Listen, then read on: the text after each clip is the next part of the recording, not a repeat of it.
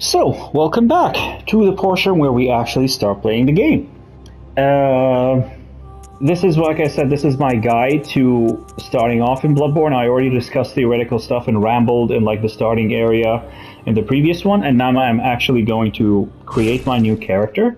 I'm going to sadly skip over all the cutscenes and story-related stuff and NPC dialogue just to keep this as short as possible. There is not enough time for me to dive into the lore. I'm going to talk about it a little bit. Starting off, I'm going to name this character after my cousin, who, like I said, thinks he's 70 kg of pure streaming. As a starting class, all these things are like completely optional and like just cosmetic, except the origins. At the end of the day, it doesn't really matter at all what you choose, because like I said in my previous video, you can level up your character to your heart's content. There's no reason to like stay at level 120. There's not really such a thing as a build in Bloodborne, unless you are super worried or super interested in playing with complete strangers. If you don't play multiplayer, or you play multiplayer strictly with friends, there is no point in going for a so-called build. Just know that leveling a stat past level 50 is a bad idea. Once you get to level 50, get all your other stats to level 50 before spending a single point in a stat to get to 51. I strongly suggest you go with military veteran. This is going to give you a lot of skill and strength early on in the game. Skill is actually the only stat that affects your visceral attacks, that makes them stronger.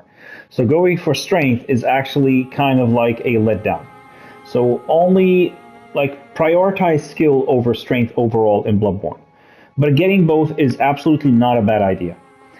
I suggest you go with military veteran, but it really does not matter what you choose. I typically go with Cruel Fate, because I am trying to make a guide that is super like comprehensible and easy to follow and easy for you to play. I suggest you go with military veteran.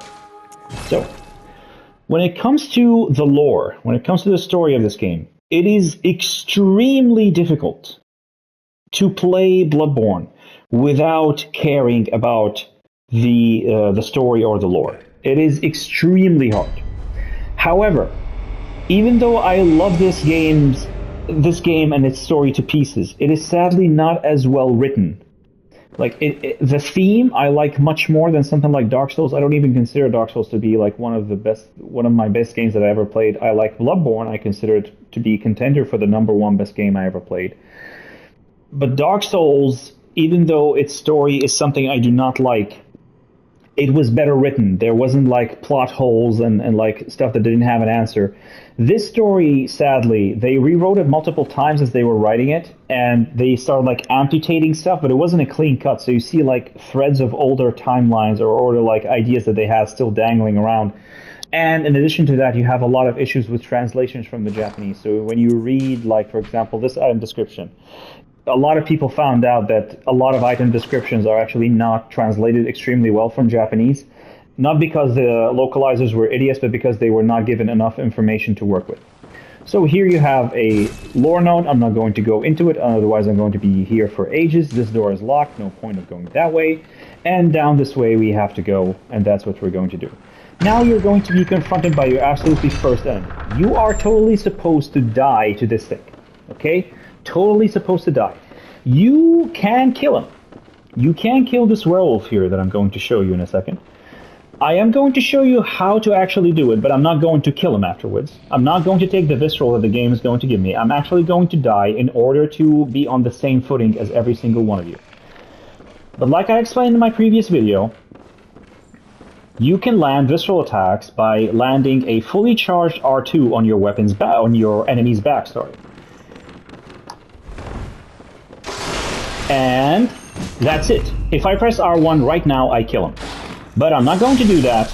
I am going to let him kill me. Actually, I want him to land that throw on me once again, because there's a mechanic, this thing. Oh, he didn't grab me. I don't know why. Now? Good. See that? Now, I'm going to die either way, but if you mash shoulder buttons in this situation, you actually take less damage from throws, which is a very useful thing to know. Okay? Now I'm dead. and we are on the same footing, you and I. Now we wake up in the area that I showed you in my previous video when I was rambling around and telling you why you should pick the weapons that I'm going to pick, which are the Saw Cleaver and the Hunter's Pistol. There's absolutely nothing else we can do here at the moment because we don't have any blood echoes, we don't have anything to interact with, or anything meaningful. Like I said, don't pick this thing, don't pick this thing, go with this thing all the way. Later on, dabble around with other weapons, but whatever.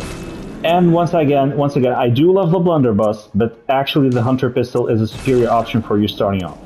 And this is no book for you to read people's notes if you're playing online and whatnot. Now, how to equip your stuff.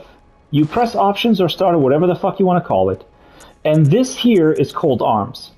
Now, the first two slots here are for something you can equip in your right hand. So each one, whichever one of them you click, you're going to be taken into this menu that only has a saw cleaver in it at the moment, and you press X and you equip. Now, if you press right on the D-pad, you swap between your two arms, but in this case, only one of them has something in it, the other one is empty, which is why you get your empty hand once again. So if you wonder if you just accidentally press something, which happened to a lot of people, and they wonder where their weapon went, it's up your ass. And you press right to get it out. And for the pistol, it's the same thing, but for these two slots.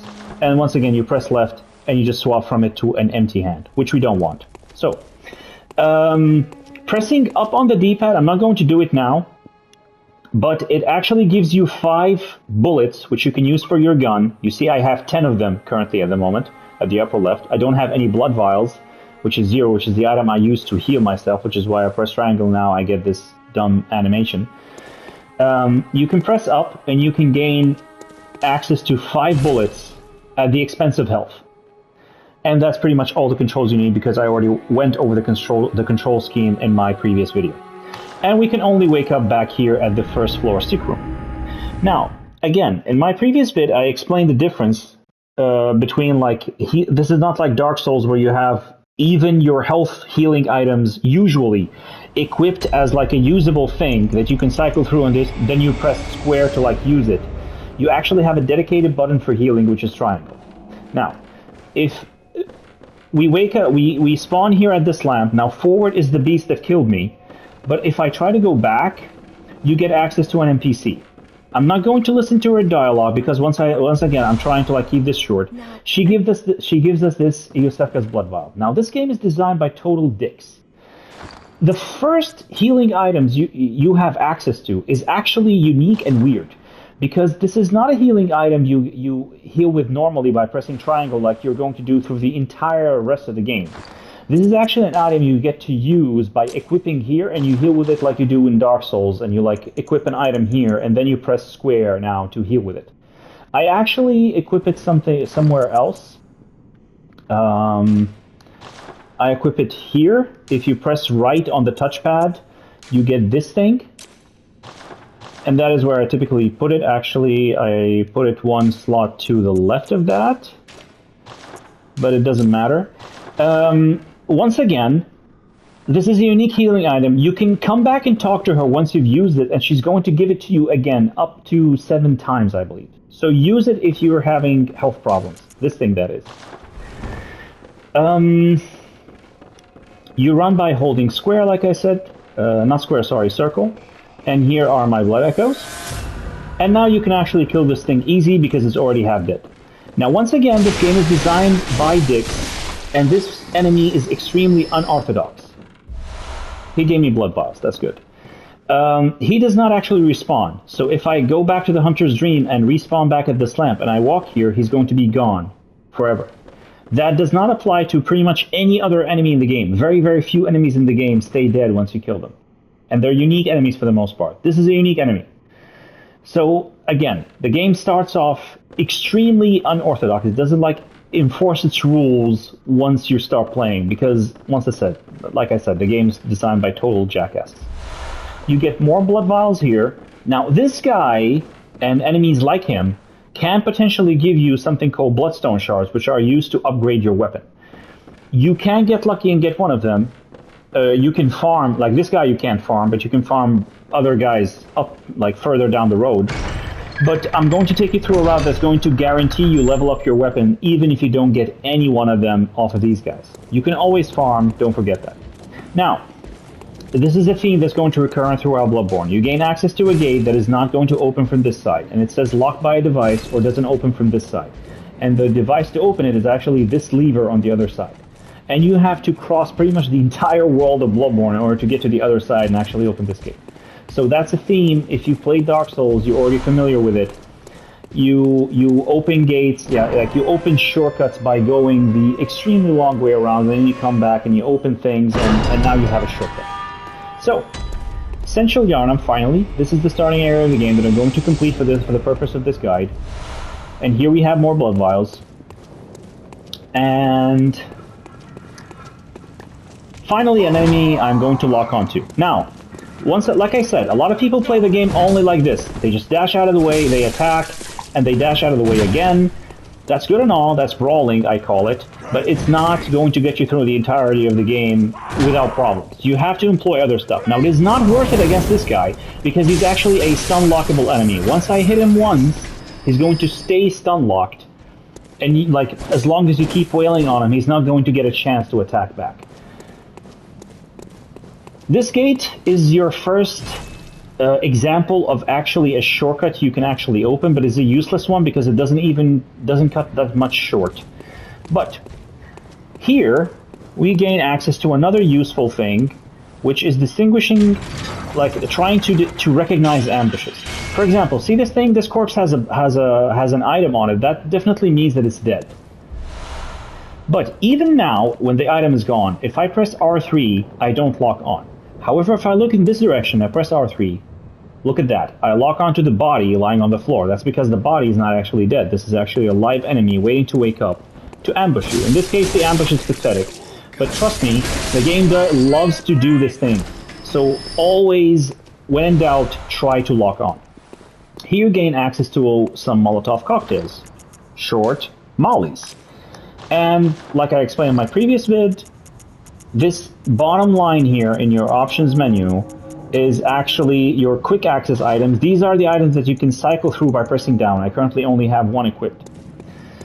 And you use them by pressing square. We lowered this ladder by pressing this lever, and now we're going to climb up, and you're going to hear a scream.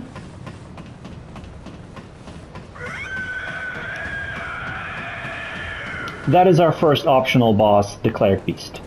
So, you light this lamp, and once again the game starts off like a dick because this lamp is like very weird. There's not that much distance between this lamp and the previous one, and that's not going to be the case moving forward. Like the distance between lamps is going to vary, but mostly the ones that are valuable are going to be like in the middle of nowhere where there's like no lamp anywhere near it. Here we gain access to another NPC. I'm not going to listen to his dialogue, but he's a very helpful one. And you should talk to him often, and he's going to like more or less give you like a mini objective, like where to go, what to do in Central Yharnam. Here we have access to pebbles, which are also a consumable, and I'm going to equip them, and now I can cycle between Molotovs and pebbles. And like I said, you use your item by pressing square. Now I'm going to demonstrate the value of pebbles. They don't do much. They don't do damage at all. They're not designed to do damage, unlike Molotovs, which I'm going to use as well. And this guy is pathetic. You can kill him whichever which way. You can jump down here if you're a speedrunner. Don't be a speedrunner, however. It's not worth it. Do something other that's better, like with your time. Something else, that is. And once again, I press R3 and I can lock on. And look at that. That guy is not actually dead. Which reminds me, some weapons actually have a follow-up attack to the fully charged R2. Like, for example, this weapon in this form, when I press fully charged R2 and then I go to another R2, it's just a generic one. However, in this extended form, fully charged R2 actually has a follow-up attack, which is unique. It doesn't matter at the absolute slightest. So, this is the value of a pebble. That guy got hit, only his attention was grabbed, and the other ones are just simply continuing to move on about their way. So it's kind of like a stealthy, let us call it, like attention grabber. Don't fight enemies on stairs. It is a bad idea, and this enemy is once again stun lockable, so you just approach and just wail on him with R1s and he's dead. Now I'm going to leave those guys for now, and I'm going to head down here, and I'm going to open this gate, which is our very first useless shortcut, and that is the area where we were just a second ago. Through here is this big lumbering brute. He's actually called a Yahar Ghul Executioner. Name doesn't matter. Now, I promise you, there is literally no reason for you to go and fight this guy.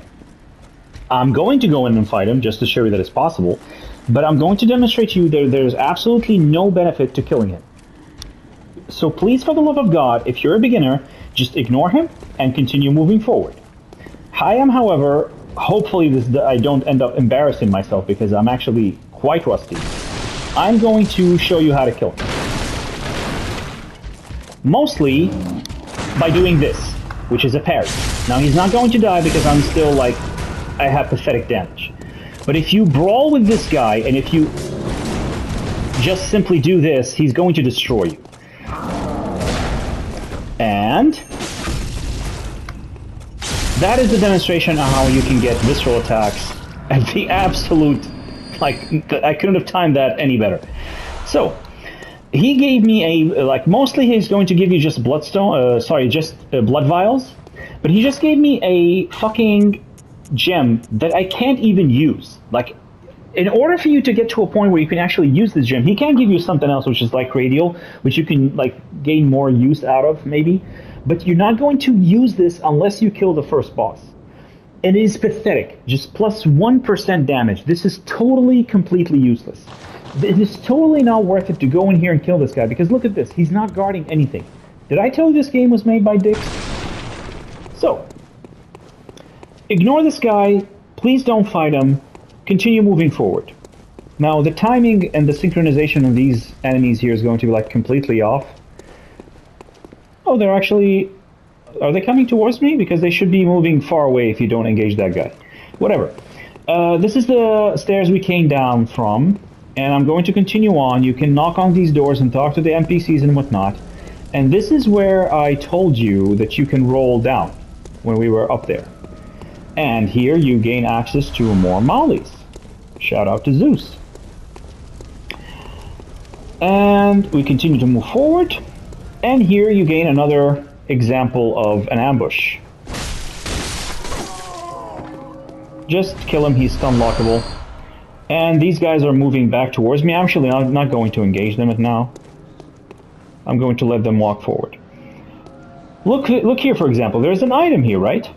If you go and grab it, look to your right, there is once again an ambush. So always check your corners. Bloodstone Shard, that is a very useful thing, because we need 3 of them to level up our weapon, upgrade it to starting off just +1. I'm going to let these guys walk forward. Again, I can't take them all, but I'm just, like I said, I'm trying to give you a route that you can actually follow that's not going to put you into much danger. Again, another ambush. That guy was just waiting around the corner. R1, L1, and I talked about, I believe, about that. Maybe I didn't. Like I said, L1 transforms your weapon into its tricked form, and you can actually do this with combo. So one very, very common combo is R1, L1, and the reason this is good is that it has the same speed and stamina cost, which is another thing I forgot to talk about, which is this green bar underneath my health bar up there. Everything costs stamina, rolling, running, attacking, but shooting doesn't. R1, L1 consumes the exact same amount of stamina and is just as quick as R1, R1, but it does a lot more damage. So, for the most part, doing R1, R1, L1 is a good idea. Doing R1, L1 is a good idea. Just be careful transforming your weapon back, because, for example, if you roll out of the way and then immediately press L1, you're going to get a transformation attack out of your dodge. So, where are those dudes? Are they back here? They should be, right? They are. So, even if you don't want to use pebbles, like, just grab the attention of one dude. For example, that one stayed back, and now I can kill this guy without putting myself into much danger. You don't always have to dodge, like, physically dodge out of the way. See, that was the L1 in action. Sometimes it's just enough to just walk. See, I was just walking around him, and that allowed him to whip, and gave me a huge opportunity to attack. Now this guy with the shield is pathetic. If you land, like, there are a billion ways to deal with him, but one of them is landing a fully charged R2, and that breaks his guard. And now I'm going to demonstrate something else, which is when you get attacked, see, my health didn't go away immediately. It turned orange, kind of like, and if you land attacks on your opponent within that window, you are actually going to get the health back. Now this is a double-edged sword because, oh my god, I'm getting a lot of mollies. Because healing with triangle is always more reliable, and you're going to put yourself into situations where you try to be a hero, you try to be cool, you try to be a badass, and you end up getting yourself killed. So use it, but use it smartly. Don't just go in charging in like Leroy Jenkins style and get yourself killed. Once again, I'm going to try. This is a huge group. If you fight all these guys, you're going to die. See that guy up there? Right to my head? That guy has a gun. And that guy down there, right to my head again, also has a gun. You're going to die. If you engage this entire group, especially as a beginner, you're going to die. So I'm going to try to isolate them, which is what I've been trying to do all this time. I grab this guy's attention, but the other guy is also coming up. I let him whiff. The guy, this one has a sword. He's more dangerous, okay? Now he's dead, and only this guy remains, and I can take him out from range safely. Blood Vial, ignore everyone, move forward, more bullets, and now this is your introduction to what you can kind of like consider stealth. If you walk slowly, enemies do not hear you. They can still see you, but not hear you. And if you walk slowly, he's not going to hear you and he's not going to turn around, and you can land a fully charged R2 and grab a free Visceral attack. Good. Now, I'm going to eventually drop down behind this gun guy here, and I'm going to kill him. But before I do that, I'm going to try to thin the horde even more. Once again, I can take down all these guys by myself, but I'm not going to do that. I'm going to, like I said, teach you how to play Bloodborne in the way that's going to keep you safe. So, switching back to my pebbles, which you can go back to the Hunter's Dream now and buy a ton of, I believe, I'm going to grab the attention of this guy. Gun guy is still not alerted. Pike guy, R1, L1. Oh, he's not dead, actually. And he's dead. I'm going to even grab the attention of this guy. But the gun guy is alerted. So I'm going to dodge out of the way. And I'm going to disappear so gun guy can forget about me. Good? Good. Now, I hear the axe guy dragging his axe down along the floor. Is he behind me? No, he's not. Okay. The horde is thin enough. So those guys actually have a Scourge Beast, crossed up on that wooden plank there, because they actually hunted him. Well, whatever. That's like for the lore and whatnot. And now we get to drop down. There is something really big wailing on that gate there, but you don't even have to fight him now, for the time being. Oh, that guy. Well, that's like bad luck. They were not supposed to be here.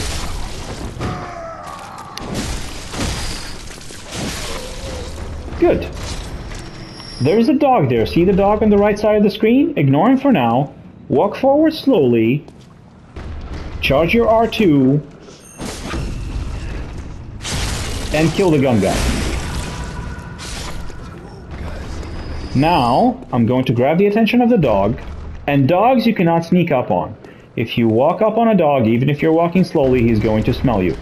Now, with dogs and animal-based enemies generally, it is a good idea to let them attack first, dodge out of the way, and then go in to attack them. If you try to attack them yourself, their attacks are designed to interrupt you, and you're going to end up getting hit. Now, I believe the horde, like I said, is thin enough. At this point, I'm going to run up these stairs.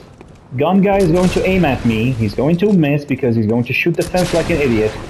And gun guy is dead. And that's it. Where's the axe guy? I can hear the axe guy. There he is.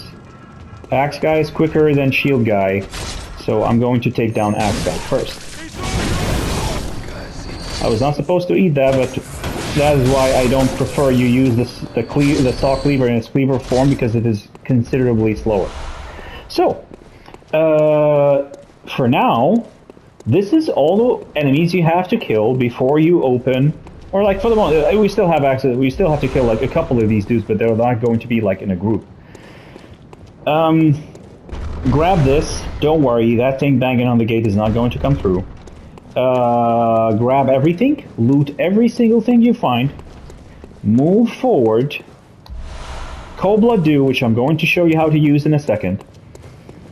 Or actually not in a second, I'm going to talk about it, but I'm not going to use it up until next video, I think. Move forward here, roll. You can break these by attacking them, but rolling is actually superior because you don't like consume your weapon durability, which is not something you have to worry about much when you're starting off. But I'm going to talk about it once I get back to the Hunter's Dream. Move forward. I believe these are going to be more blood vials. Yes, more blood vials. There is something down there that is banging on the gate. I'm going to ignore him for now. And here. You're supposed to, the game is trying to tell you to go that way and up the bridge. I'm not going to do that. I'm going to show you a very cool shortcut. Roll through these, roll down, and you have these dogs in cages. Kill them quickly before they break out. Kill these two, and there's this guy down there that is going to actually break out of the cage. This guy. And like I said, okay.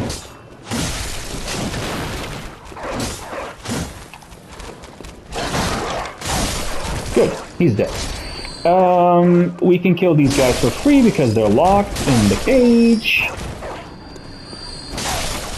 And you can even kill this final dog here, which is like not a bad idea.